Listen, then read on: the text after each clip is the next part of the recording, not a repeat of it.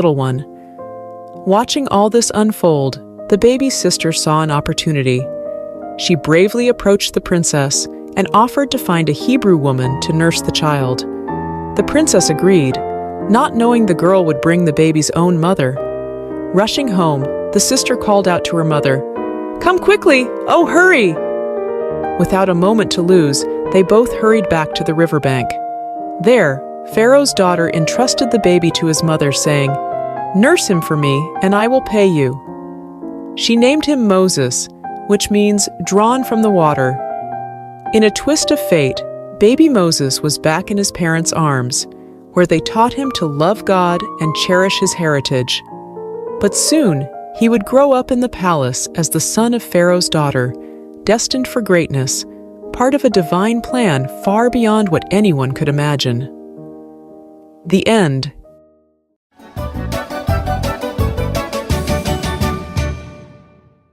Moses, from prince to leader. Long ago in Egypt, Moses, a prince raised in Pharaoh's palace, faced a moment that would change his life. Despite his royal upbringing, Moses never forgot he was a Hebrew at heart. One day, he saw an Egyptian mistreating a Hebrew slave. Feeling a rush of protectiveness, Moses looked around and, seeing no one, stepped in to save the slave but ended up making a grave mistake. The very next day, Moses tried to stop a fight between two Hebrews, only to realize his secret was out. The news even reached Pharaoh, forcing Moses to flee to a faraway land called Midian for safety. In Midian, Moses found himself by a well, where he helped the 7 daughters of Reuel, a priest, fend off some rude shepherds. Impressed by Moses' bravery, Reuel invited him home, leading to Moses marrying Reuel's daughter and starting a new life as a shepherd. Meanwhile, back in Egypt, the Hebrews suffered greatly under a new pharaoh. Their cries for help reached the heavens, and God was listening. 40 years had passed since Moses left Egypt. While tending his flock, Moses saw something incredible. A bush engulfed in flames that didn't seem to burn up. Curious, Moses went closer, only to hear God's voice calling him by name. God told Moses to take off his sandals, for he was standing on holy ground. God had a mission for Moses to lead the Hebrews out of Egypt and free them from slavery. Moses was scared and unsure, especially about speaking to Pharaoh. But God showed Moses miraculous signs, turning his staff into a serpent and then back again, and even curing his hand from leprosy to prove his power. Still hesitant, Moses worried about his speaking abilities. God, growing impatient with Moses' doubts, promised Aaron, Moses' brother, would help speak for him. Moses bid farewell to Jethro and set off to Egypt with his family. In the mountains, Aaron met Moses, and together they shared God's plan with the Hebrew leaders, who were amazed by the signs and worshipped God, filled with hope. Moses and Aaron then bravely approached Pharaoh, delivering God's message, "Let my people go." But Pharaoh's heart was hard. He refused to listen. God was ready to show his great power to change Pharaoh's mind, marking the beginning of an epic journey for Moses, from a prince in Egypt to a shepherd in Midian, and finally, a leader of his people. The end.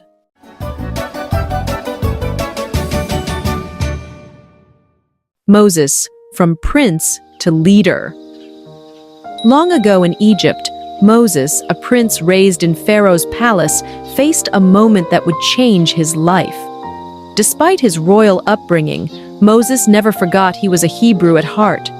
One day, he saw an Egyptian mistreating a Hebrew slave. Feeling a rush of protectiveness, Moses looked around and, seeing no one, stepped in to save the slave but ended up making a grave mistake.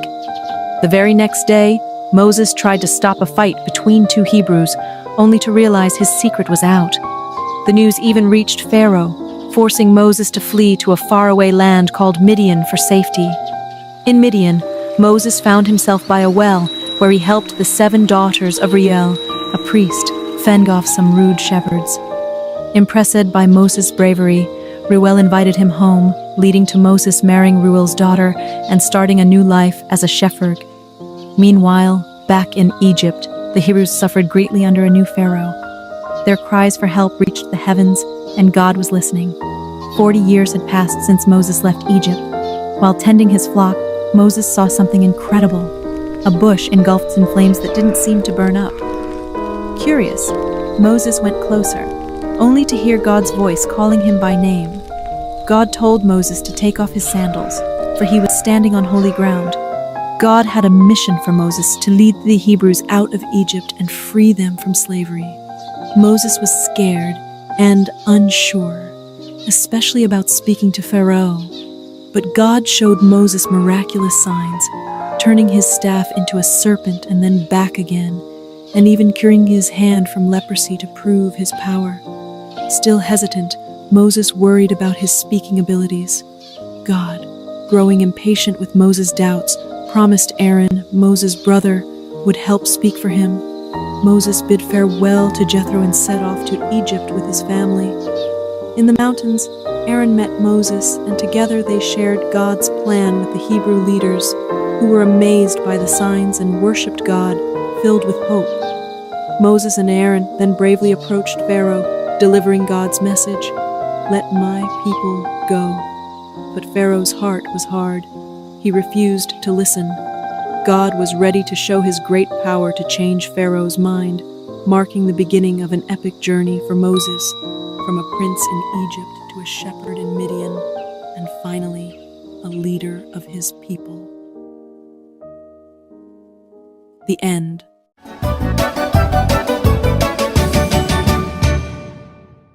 The Great Escape, Moses and the Miraculous Exodus. In the heart of ancient Egypt, where the Nile flows like a lifeline, through the desert a story unfolded that would be told for generations. Pharaoh, the mighty ruler of Egypt, was filled with anger. God had commanded him through Moses to free the Israelite slaves, but Pharaoh's heart was as hard as stone. Work them harder, Pharaoh decreed, increasing the Israelites' burden. He ordered that they find their own straw for brickmaking, yet produce the same number of bricks. The task was impossible, and the slave masters' whips cracked more fiercely. The Hebrews, downtrodden and despairing, blamed Moses and Aaron for their worsened plight. Moses, feeling the weight of their suffering, cried out to the Lord, "You have not rescued your people at all." But God replied with a promise of deliverance, sending Moses and Aaron back to confront Pharaoh. In Pharaoh's court, Aaron's rod transformed into a serpent, a sign from God. Pharaoh's magicians replicated the feat, but Aaron's serpent swallowed theirs. Yet Pharaoh's heart remained unyielding. The following morning, Moses and Aaron waited by the river for Pharaoh. With a divine command, Aaron turned the Nile's waters into blood, but Pharaoh's heart hardened further, refusing the Israelites' release. God then unleashed a series of plagues upon Egypt, each more terrifying than the last. Frogs invaded every crevice of the Egyptians' homes, but Pharaoh's promises to release the slaves were empty. Lice tormented both man and beast, and swarms of flies filled the air. Livestock perished, boils afflicted the Egyptians, and locusts devoured the land's greenery. Darkness enveloped Egypt for 3 days, yet Pharaoh's resolve did not falter. God's final, most grievous plague was to strike at midnight, claiming the firstborn of Egypt. The Israelites were spared, marking their doorposts with lamb's blood as a sign for the angel of death to pass over their homes. That night, Egypt wailed as the firstborn were lost.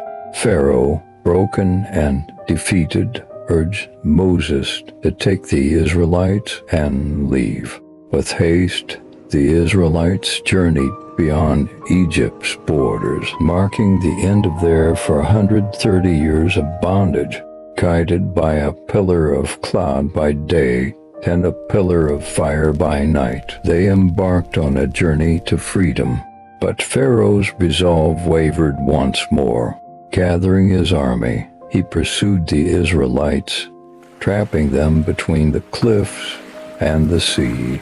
In this moment of despair, Moses assured the people, "The Lord shall fight for you." As Moses stretched out his hand over the waters, a great miracle occurred. God parted the Red Sea, providing a path of salvation for his people. The Israelites crossed safely, but as Pharaoh's army followed, the waters crashed down, swallowing the might of Egypt. On that day, Pharaoh learned the power of Israel's God, the Lord over all. The Israelites' journey from slavery to freedom was a testament to faith, courage, and the unyielding power of God. Goodbye, Pharaoh, for the God of Israel had triumphed, leading his people to a new dawn. And so the story of Moses and the Israelites' exodus remains a beacon of hope and faith, a tale of divine deliverance from the chains of oppression, echoing through the ages as a testament to the enduring spirit of freedom. The end.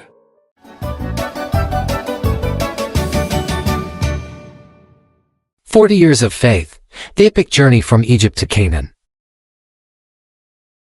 In a monumental act of deliverance, God freed the Israelites from Egyptian bondage. Moses, leading this newly liberated nation, initiated a song of worship, praising God's glorious triumph. But the harsh desert soon tested their faith. Thirsty and despairing at a pool of bitter water, their complaints rose to heaven. Yet God responded with kindness, transforming the water into a refreshing drink. Their complaints didn't cease there. Reminiscing the food in Egypt, they lamented their fate in the desert. But God's providence was unwavering. Quails by evening and heavenly manna each morning became their sustenance. This manna, a sweet reminder of God's care, required trust in daily provision. Yet, some hoarded, only to find their stash spoiled. Except on the Sabbath, teaching a profound lesson in obedience and rest. God's protection extended beyond their basic needs. When the Amalekites attacked, victory was theirs as long as Moses held high the rod of God. This divine partnership was further solidified when God proposed a covenant, making them his special people, an offer they eagerly accepted. At Mount Sinai, Moses received the 10 Commandments, direct instructions on living a life aligned with God's will. But in a grave turn of events, the Israelites fashioned and worshipped a golden calf, inciting divine and mortal wrath. The shattered tablets symbolized broken fidelity. Yet God, in his mercy, renewed the covenant and instructed the construction of the tabernacle, a sacred space signifying his constant presence. As they approached Canaan, the land of promise, spies were sent to survey. Despite the land's bounty, only Joshua and Caleb trusted in God's victory. The majority succumbed to fear, their disbelief poisoning the entire community's faith, leading to a decree from God, a 40-year odyssey in the wilderness. A period of wandering reserved for a generation that witnessed miracles but harbored disbelief. This story, spanning from Exodus 15 to Numbers 14, not only recounts a physical journey but also charts a spiritual expedition of a nation learning to trust and obey their omnipotent, omnibenevolent God. The end.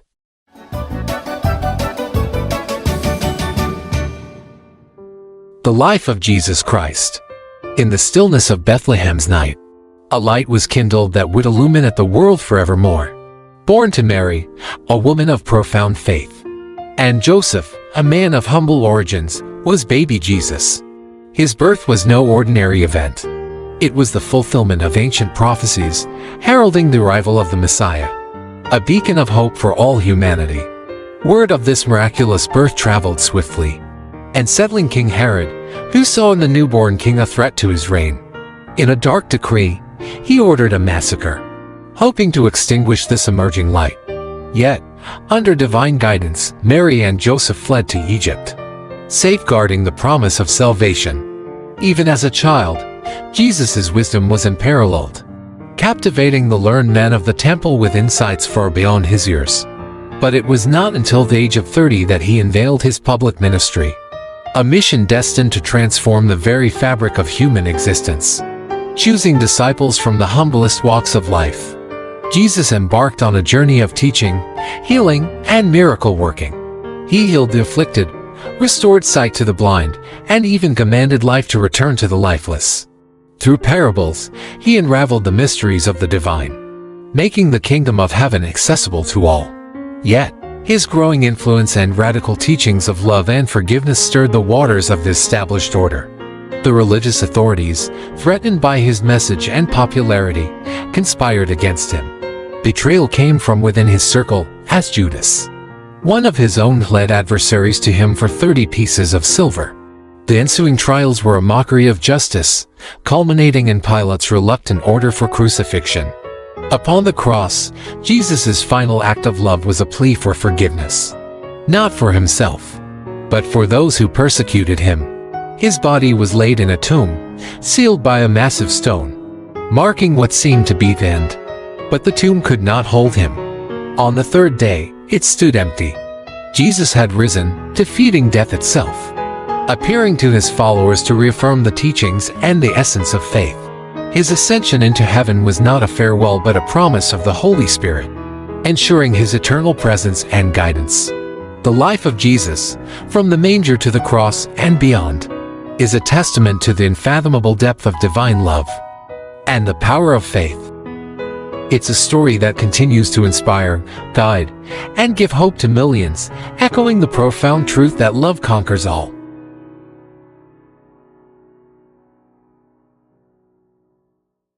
Joshua and the walls of Jericho. In the wake of Moses' passing, a new chapter unfolded for the Israelites. Joshua, anointed by divine decree, stood at the threshold of immense responsibility. He understood that before he could marshal his forces for the battles ahead, he needed to fortify his spirit and align his heart with God's will. As Joshua stepped into his role, God's promise was clear: adhere to the divine commandments, and prosperity and victory in the promised land would be theirs. The Israelites, in turn, pledged unwavering loyalty to Joshua, echoing their commitment to follow God's word. With strategic foresight, Joshua dispatched spies to Canaan, eyeing the formidable city of Jericho. It wasn't long before the king of Jericho, tipped off about the covert visitors, ordered a citywide manhunt. The spies, seeking refuge in Rahab's home, found themselves in peril. But Rahab, recognizing the hand of God with the Israelites, chose to protect them, securing a promise of safety for herself and her family in return.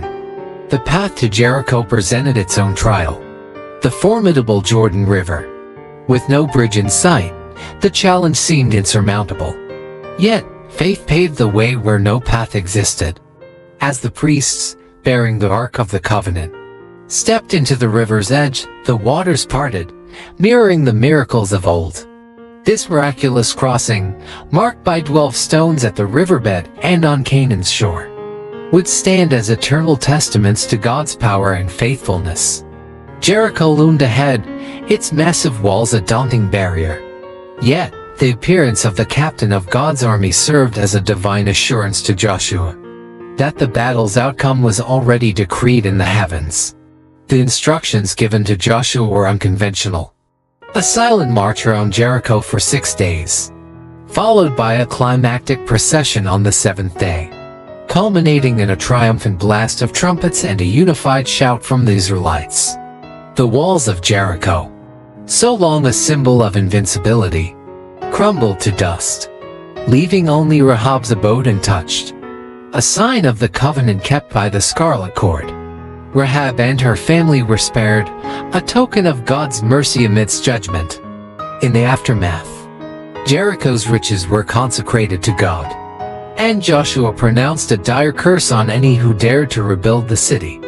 The fall of Jericho sent ripples throughout Canaan, a clear message that God's favor rested upon Israel. This narrative, Rooted in the ancient text of Joshua 1-6, not only recounts a pivotal moment in Israel's history, but also reflects the enduring truth that faith, obedience, and divine guidance can topple the mightiest of obstacles. The end. The mighty Samson, a tale of strength and fate. Long ago, in the land of Israel, under the shadow of Philistine rule, a special child named Samson was born. His birth was a miracle to his mother, who had never been able to have a child. An angel visited her, announcing that she would bear a son who would be a Nazirite from birth. A Nazirite meant he was dedicated to God. The secret to Samson's extraordinary strength lay in a single vow. He must never ever cut his hair. As Samson grew, so did tales of his incredible strength. One day, while Samson was hanging out with a girl named Timnah, a scary big lion attacked him. He battled the fearsome lion with nothing but his bare hands, tearing it apart as if it were a mere piece of paper. This feat amazed all who heard it, showcasing the special power Samson had received from God. Samson's life was a roller coaster of thrilling victories and personal challenges. He frequently clashed with the Philistines, who were cruel to the Israelites. In one remarkable battle, fueled by rage, Samson used the jawbone of a donkey to defeat 1,000 Philistine soldiers, displaying his unbelievable strength, a gift from God. However, Samson's greatest challenge was not on the battlefield but in his heart. He fell deeply in love with a woman named Delilah. The Philistines saw their opportunity and coerced Delilah into uncovering the secret of Samson's strength. After many attempts, Samson finally revealed to her that his power would vanish if his hair were cut. His hair was his only weakness. One night when Samson was asleep, Delilah made a Philistine cut his hair. Samson lost all of his mighty strength and could not fight anymore. The Philistines captured him with ease, treating him harshly and imprisoning him after blinding him, marking the lowest point in Samson's life. But with every passing day of being locked up in prison, Samson's hair grew longer again, and with it, a glimmer of his former strength returned.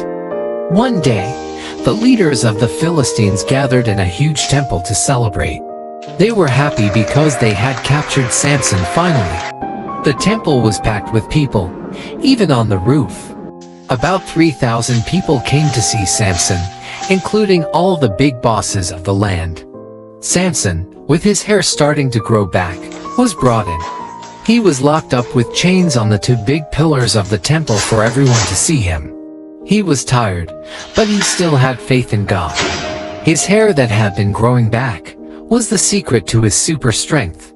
Samson prayed for one last burst of power and felt his strength return. Then, he pulled the two pillars with all his might. The whole temple came crashing down, destroying everyone, including Samson. After everything settled, Samson's family came and took him to be buried near his dad Manoah.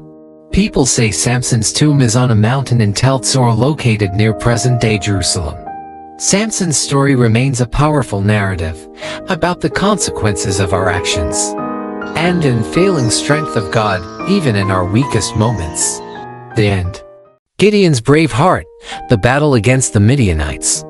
Once upon a time in the land of Israel, after a brave leader named Joshua passed away, the people forgot about God. They stopped praying and didn't follow his ways anymore. This made God very sad, and because of this, he allowed the Midianites, not very nice neighbors, to cause trouble. They burned down houses and farms, making it so hard for the Israelites that they had to live in caves. But there was one man, Gideon, who still tried to do his best. He secretly grew some wheat to make bread for his family. He had to be very sneaky and thresh his wheat in a hidden spot near a wine press to avoid the Midianites. One day, while Gideon was working hard, an angel came with a special message from God. The angel told Gideon that God wanted him to do two big things. First, God wanted Gideon to knock down his father's statue of a false god and build an altar for the true God. Gideon was scared but did it anyway because he knew it was the right thing to do. The second thing was even scarier. God wanted Gideon to lead an army against the Midianites. Gideon couldn't believe it. Me, lead an army, he thought. So, he asked God for a sign to make sure God was really with him. He put a piece of wool on the ground and said, "If the wool is wet with dew in the morning but the ground is dry, I'll know you're with me." And guess what? The next morning, the wool was soaking wet, but the ground was bone dry. But Gideon was still a little unsure, so he asked for another sign. This time, he wanted the ground to be wet and the wool to be dry. And God did it again. Now, Gideon knew for sure that God was with him. Gideon started with a big army, but God had a surprising plan. He told Gideon he only needed 300 men to defeat the Midianites. God wanted to make sure everyone knew it was his power, not theirs, that saved them. Even though Gideon was still a bit scared, God gave him a little sneak peek of the Midianites being afraid of him. Gideon and his tiny army then did something very clever. They took trumpets and jars with torches inside and surprised the Midianites in the middle of the night. They made so much noise and showed so much light that the Midianites got scared, ran away, and even fought each other. After this big win, the people wanted Gideon to be their king, but Gideon knew the truth. "I won't be your king," he said. "God is the only one who should rule over us." And that's the story of how Gideon, with just a little faith and a lot of help from God, saved his people. It teaches us that even when things look really tough, if we trust in God, we can do amazing things, just like Gideon did. The end. The Divine Genesis Adventure, Part 1. In the very, very beginning, there was just darkness and quiet, like a giant, cozy blanket wrapped around the universe. But then, with a twinkle in his eye, God whispered, "Let there be light." And suddenly, the darkness vanished, making room for the most spectacular show on earth. The Divine Genesis Adventure. God smiled and called the bright part day, and the cozy dark part night. And guess what? It was only the beginning of this incredible adventure. On the second day, God decided to create a masterpiece. The sky, so big and blue, like a gigantic playground for the clouds. He named it Heaven, and it became the coolest blanket fort ever as the Divine Genesis. Adventure unfolded. God scooped up the waters and gave the land a big, welcoming hug. "Hello, Earth," God cheered. The waters became seas, and the land was named Earth. God giggled and said, "It's fantastic." Now, on the third day, God got artsy. He painted the ground with vibrant colors, making flowers, trees, and grass dance together in a joyous parade. Each tree had its own special fruit, and God thought it was the most dazzling garden ever. The fourth day brought the grand light show. God placed the sun to play tag with the clouds during the day, the moon to peek out at night, and the stars to twinkle like the friendliest fireflies. The sky turned into a magical canvas painted with celestial wonders. But wait, there's more. On the fifth day, God threw a party in the oceans and the sky. Playful fish and graceful birds, and God blessed them with the best dance moves and flying tricks. Be fruitful and multiply. God cheered, and the party went on. Now, for the most exciting part, the sixth day. God created land animals, each with its own quirks and charm. Lions roared, monkeys swung, and butterflies fluttered. But then, in the spotlight of the Divine Genesis Adventure, God created humans, Adam and Eve.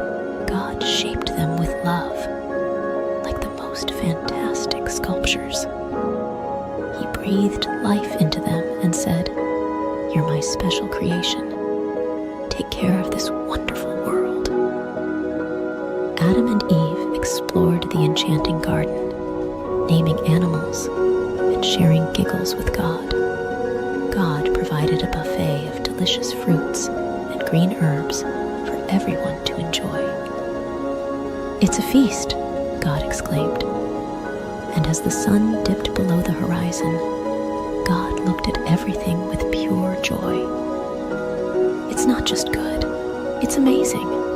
And so, the divine Genesis adventure came to an end, with stars twinkling in applause. God had created a world bursting with colors, laughter, and love. The end, but really, just the beginning of more incredible adventures. The end. The Divine Genesis Adventure, Part 2. Once upon a time, in the enchanting garden where the flowers danced and the trees whispered tales of creation, a new chapter unfolded. The sun kissed the leaves, and the air was filled with the sweet melody of birdsong. Adam and Eve, the first two adventurers in this divine journey, wandered hand in hand, marveling at the wonders around them. But in the shadows, a cunning serpent slithered. His eyes gleamed with mischief as he approached Eve. Did God truly say, "You shall not eat of every tree of the garden"? The serpent hissed, weaving doubt like a mischievous spell. Eve, with innocence in her eyes, replied, "We may eat the fruit of the trees."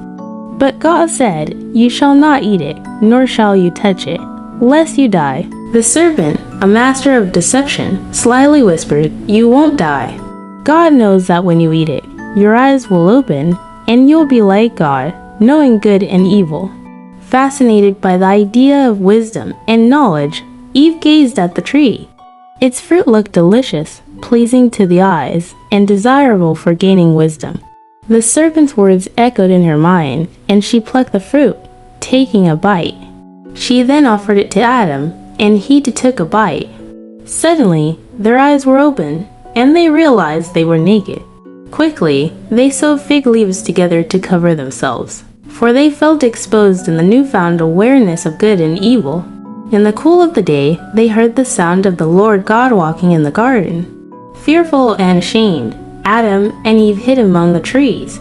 God called, "Where are you?" Adam admitted, "I heard your voice, and I was afraid because I was naked, so I hid." God, in his infinite wisdom, questioned Adam, "Who told you that you were naked? Have you eaten from the forbidden tree?" Adam, unable to bear the weight of his choice, pointed to Eve. "The woman you gave me, she gave me the fruit, and I ate." God turned to Eve, who explained, "The serpent deceived me, and I ate." The consequences unfolded like pages of a story. God spoke to the serpent, cursing it and foretelling a future conflict. To the woman, God spoke of increased sorrow and pain in childbirth, and the man's dominion over her. To Adam, God spoke of the ground being cursed, bringing forth thorns and thistles, and the toil of labor for sustenance. Yet, even in the face of consequences, God showed mercy. He made tunics of skin for Adam and Eve, clothing them with his grace. As Adam named his wife Eve, the mother of all living, they faced the realities of their choices. The Divine Genesis adventure took an unexpected turn, revealing the delicate balance between free will and the consequences of decisions. In the end, God, in his infinite love, placed cherubim at the gates of the garden, guarding the way to the tree of life. The adventures of Adam and Eve continue beyond the garden, a journey of redemption and grace, reminding all that even in our choices, God's love and mercy prevail. And so, the divine narrative unfolded, teaching the young and old alike the profound lessons of choice, consequence, and the enduring grace of a loving Creator. The end.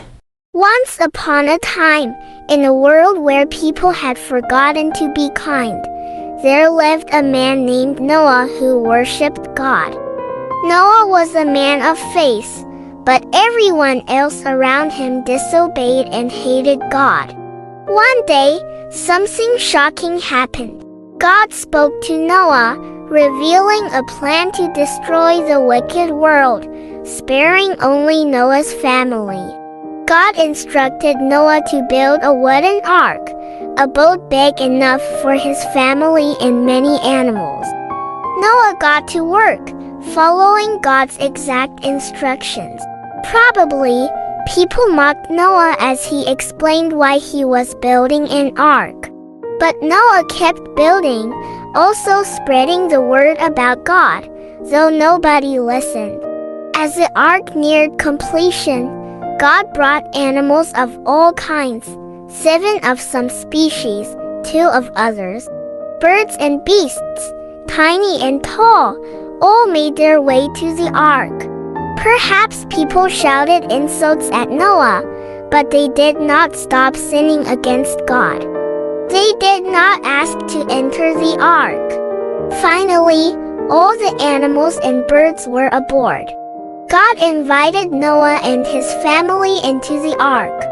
As they entered, God shut the door. Then the rain came, a great downpour soaking the earth for 40 days and nights. Floodwaters covered towns and villages. The ark floated on top of the rising waters, sheltering Noah from the flood. After 5 months, a drying wind sent by God brought the ark to rest on the mountains of Ararat. Noah and his family waited inside as the water lowered. Noah sent a raven and a dove out. The dove returned with an olive leaf, a sign that the earth was slowly drying. God told Noah it was time to leave the ark. Together, Noah and his family unloaded the animals. Noah, filled with gratitude, built an altar and worshipped God who had saved him and his family from the awful flood. God gave Noah a wonderful promise. Never again would he send a flood to judge human sin. As a great reminder of this promise, God gifted the world with a rainbow, a beautiful sign of his covenant. And so, Noah and his family found new beginnings after the flood. In time, his descendants repeopled the whole earth, and all nations came from Noah and his children.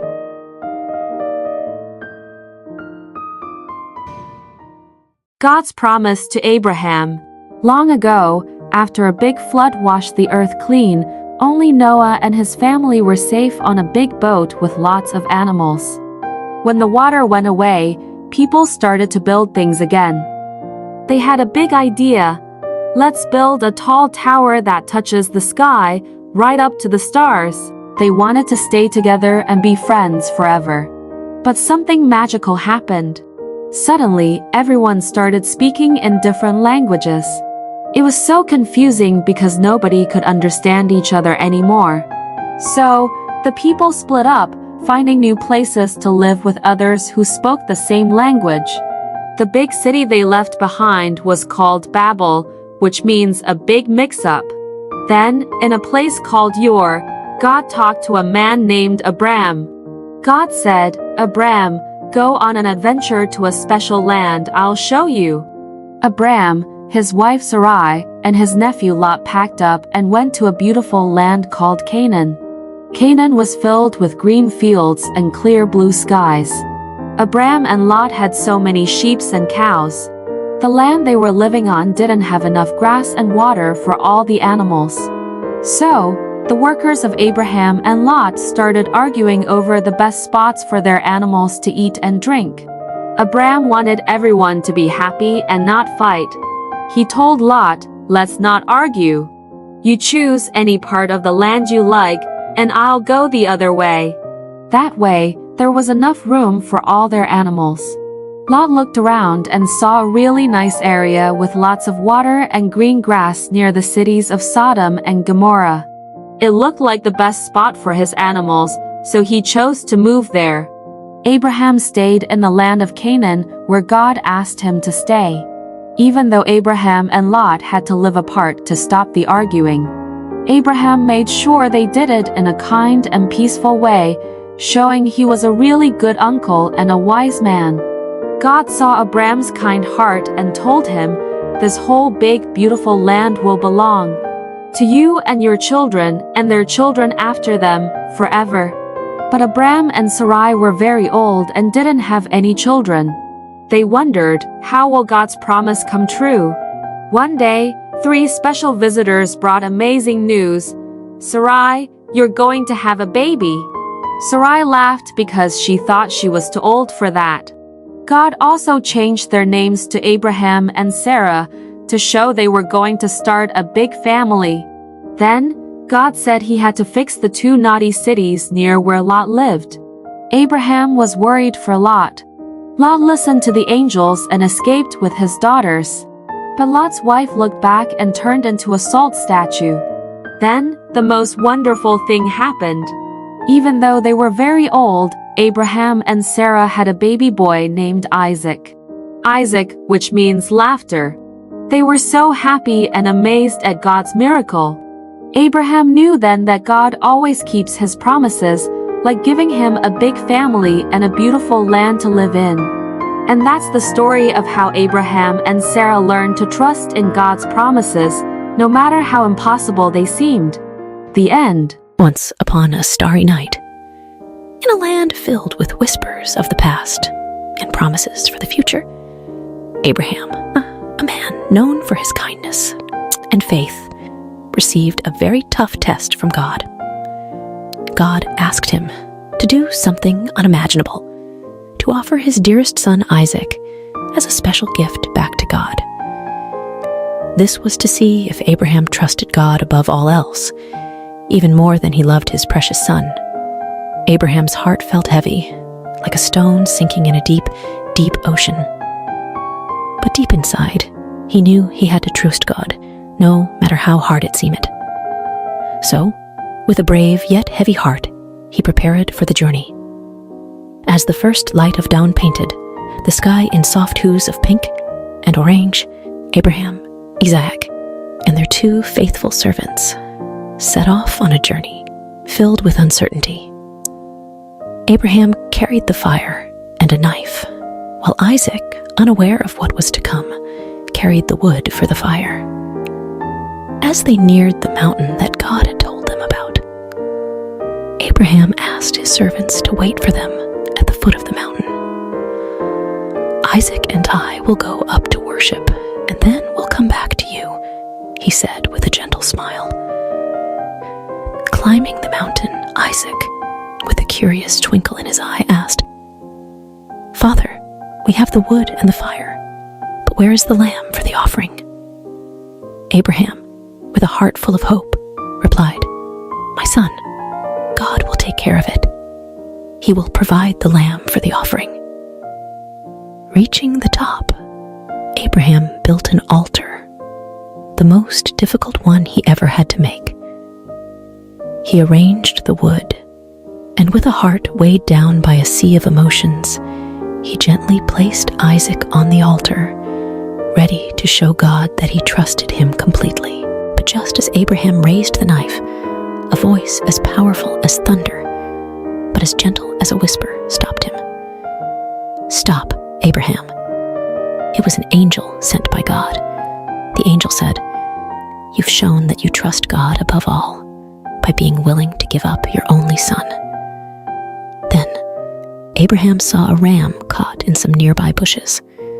With a heart bursting with relief and gratitude, he untied Isaac, and together they offered the ram to God. It was a moment filled with so much joy and thankfulness. Abraham and Isaac returned home, their bond stronger than ever, their hearts filled with the knowledge that when you trust in God, He always provides, just in the right way and at the right time. And so, under the same stars that had witnessed their journey, Abraham and Isaac found comfort in knowing that no matter what, God's love and care would always guide them, just like it guides us all. The end. The adventure of Abraham and Isaac. A new beginning. Once upon a time, after a big adventure on a mountain, Abraham and his son Isaac were on their way back home. Then, while the stars twinkled like tiny smiles above them, a kind angel came with a message that made their hearts dance. "Abraham," the angel said, "your family will be as numerous as the stars. And guess what? They're going to bring happiness to the whole wide world." It was like a secret promise about a hero who would come from their family tree, someone very special named Jesus. But when they got back home, they found themselves in a very quiet house. Sarah, the laughter and love of their home, had gone on a journey to the stars. Abraham and Isaac felt very sad, missing her warm hugs and bright smile. Abraham had an idea to bring some joy back into their home. He called his most trusted friend, a wise old servant, and gave him a very important mission. "It's time for Isaac to find a companion, someone to share stories and dreams with," Abraham said. "Please find a kind lady from our family for Isaac." The servant set off on his camels, hoping for a little help from the stars. As he reached a faraway land, he made a wish. "Let the right lady be the one who offers water to my thirsty camels." It wasn't just any wish. It was a special kind of hope that only the kindest hearts could fulfill. Like a scene from a beautiful story, along came Rebecca with a smile as bright as the dawn. She saw the camels, tired and thirsty, and offered them cool, refreshing water. The servant's eyes sparkled with joy. This must be the one, he thought. She was kind, just like the wish. Rebecca, brave and full of adventure, said yes to a new journey. She traveled across the deserts and mountains to meet Isaac. When Isaac saw her, it was like spring had come to his heart, filling it with flowers and sunshine. Rebecca's kindness and laughter brought new stories and dreams to their home. Isaac and Rebecca, hand in hand, started a wonderful adventure together, full of love and promise. And so, the story of Abraham, Isaac, and now Rebecca reminds us all. After every big adventure, after every sad goodbye, there's always a new beginning, a chance for love and joy to grow again, just like the stars that twinkle in the night sky. The end. Jacob and Esau, a story of brothers and forgiveness. Once upon a time, in a land of ancient wonders, Isaac and Rebekah were blessed with not one, but 2 sons at the same time. These were no ordinary boys. They were twins named Jacob and Esau. Even before they were born, they were already showing their unique personalities, with Esau loving the thrill of the hunt, and Jacob preferring the quiet of home. Esau, the elder, was as rugged and wild as the forests he roamed, while Jacob, the younger, was thoughtful and clever, always with a plan up his sleeve. Their parents loved them dearly, but each had a favorite, which brewed a little competition between the brothers. One day, as Esau returned from his adventures, famished and weary, Jacob saw an opportunity.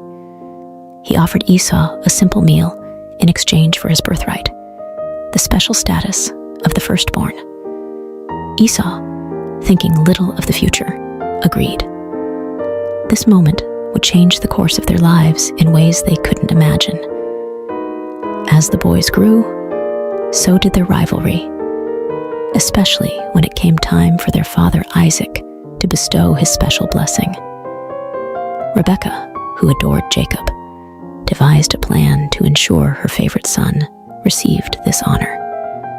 With a bit of disguise and a daring heart, Jacob tricked his father and received the blessing meant for Esau. Realizing the deception, Esau was heartbroken and filled with anger. To protect Jacob from Esau's wrath, Rebekah sent him far away to her brother Laban's house, hoping that time would heal the rift between her sons. Jacob's journey was not easy.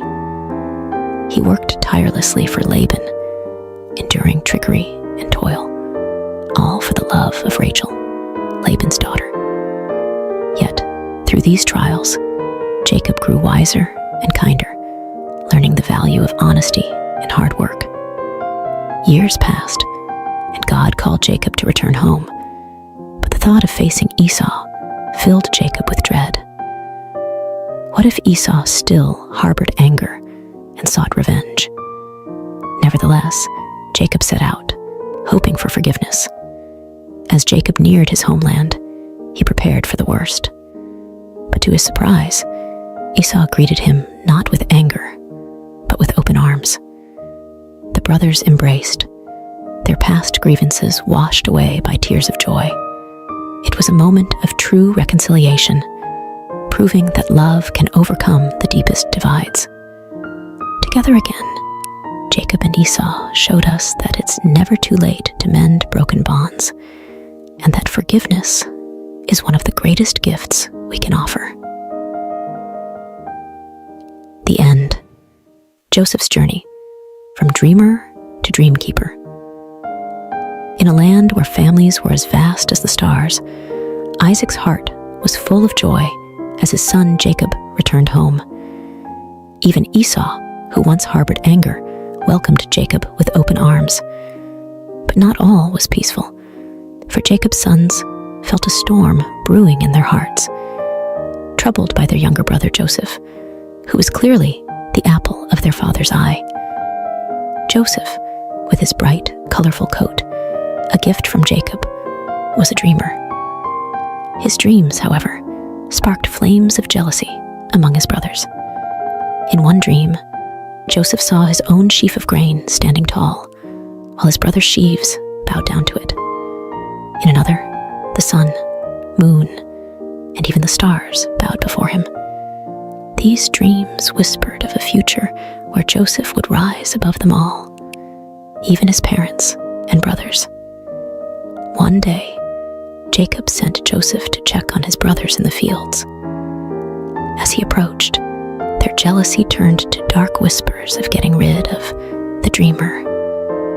Reuben, the eldest, suggested they put Joseph in a pit instead, secretly planning to save him later. But while Reuben was away, a caravan heading to Egypt appeared. Judah, another brother, proposed they sell Joseph instead of harming him directly. And so, for 20 pieces of silver, Joseph's fate was sealed, and he was taken far from his homeland, his heart heavy with sorrow and fear. The brothers deceived their father, presenting Joseph's colorful coat, now stained with goat's blood, letting Jacob believe his beloved son was gone forever. Jacob's grief was a deep well of sorrow, with no one able to console him. Meanwhile, in Egypt, Joseph found himself a slave in Potiphar's house. Despite his hardships, Joseph's diligence and trust in God shone brightly, earning him Potiphar's favor and the position of chief servant. But just as things seemed to be looking up, Joseph faced a new trial. Potiphar's wife, with dishonest intentions, falsely accused Joseph, leading to his unjust imprisonment. Even in the depths of a dungeon, Joseph's spirit remained unbroken. He understood that through all trials, honoring God was his true strength, a beacon of hope that illuminated even the darkest of places. The end. Joseph's journey from prison to palace. Once upon a time, in a far-off land called Egypt, Joseph found himself in a dark prison, wrongly accused by Potiphar, his former master. But even in such a grim place, Joseph's kindness and helpful nature shone bright. The wardens saw something special in Joseph and trusted him to help organize prison life, making it a better place for everyone. One day, Joseph noticed two new prisoners looking particularly downcast. They were the king's baker and butler, troubled by dreams they couldn't understand. Joseph, with his unwavering faith, assured them, "God can reveal what your dreams mean. Tell me about them. To the butler, Joseph predicted a return to Pharaoh's favor in just 3 days and asked to be remembered. To the baker, however, Joseph had to deliver some unfortunate news. Just as Joseph had said, the butler was restored to his position, but he forgot about Joseph, leaving him in prison.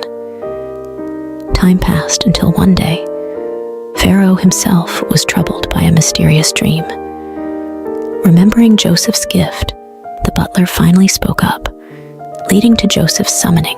Standing before Pharaoh, Joseph humbly explained that the dream foretold 7 years of abundance, followed by 7 years of famine.